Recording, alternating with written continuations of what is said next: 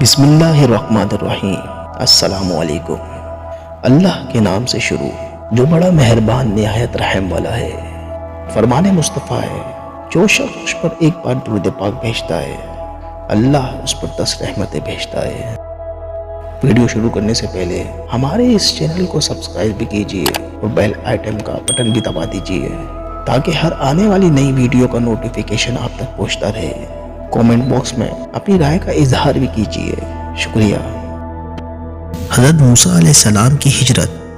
حضرت موسیٰ علیہ السلام بچپن ہی سے فرعون کے محل میں پلے بڑھے، مگر جب جوان ہو گئے تو فرعون اور اس کی قوم قبطیوں کے مظالم دیکھ کر بے راز ہو گئے اور فرعونیوں کے خلاف آواز بلند کرنے لگے۔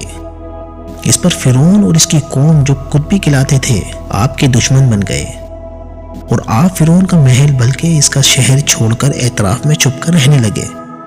ایک دن جب شہر والے دوپہر میں کلولہ کر رہے تھے تو آپ چپکے سے شہر میں داخل ہو گئے، اور اس شہر کا نام منف تھا جو مصر کی حدود میں واقع ہے، اور منف دراصل مافا تھا جو عربی میں منف ہو، اور بعض کا قول ہے کہ یہ شہر عین الشمس تھا، اور بعض مفسرین نے کہا کہ یہ شہر حابین تھا جو مصر سے 2 کوس دور ہے۔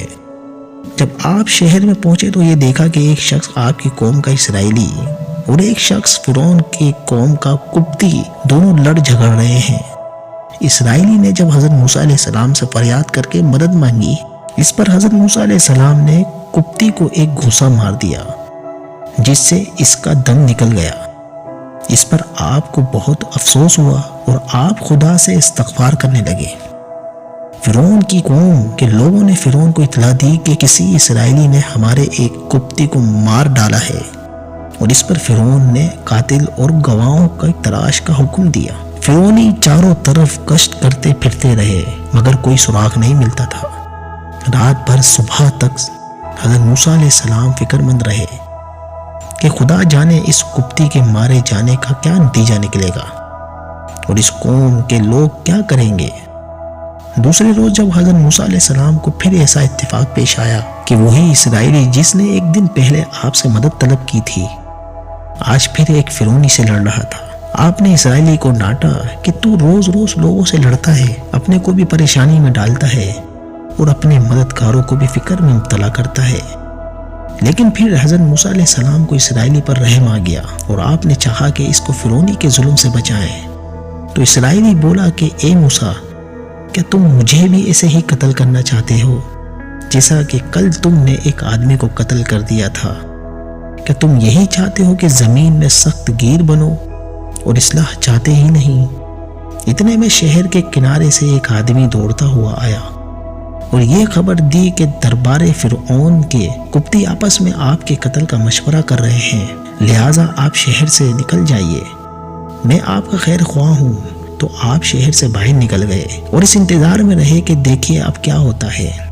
پھر آپ نے یہ دعا مانگی کہ اے میرے رب، مجھے ظالموں سے بچا لے۔ یہ دعا مانگ کر آپ ہجرت کر کے مدین حضرت شعیب علیہ السلام کے پاس پہنچ گئے۔ انہوں نے آپ کو پناہ دی اور پھر اپنی ایک صاحبزادی بی بی صفورہ سے آپ کا نکاح بھی کر دیا۔ جس شخص نے شہر کے کنارے سے دوڑتے ہوئے آ کر حضرت موسیٰ علیہ السلام کو آپ کے قتل کا منصوبہ تیار ہونے کی خبر دی اور ہجرت کا مشورہ دیا، وہ فرعون کے چچا کا لڑکا تھا جس کا نام ازبیل یا شمعون یا سمعان تھا۔ یہ خاندان فرعون میں سے حضرت موسیٰ علیہ السلام پر ایمان لا چکا تھا۔ پیارے دوستو، اس واقعے سے علماء حق کو عبرت و نصیحت حاصل کرنی چاہیے کہ حضرت موسیٰ علیہ السلام اور دوسرے انبیاء کرام علیہ السلام اور راہ تبلیغ میں کیسے کیسے حادثات سے دوچار ہوئے، مگر صبر و استقامت کا دامن ان حضرات کے ہاتھوں سے نہیں چھوٹا، یہاں تک کہ نصرت خداوندی نے ان حضرات کو ایسی دستگیری فرمائی کہ یہ حضرات کامیاب ہو کر رہے اور ان کے دشمنوں کو ہزیمت اور ہلاکت نصیب ہوئی۔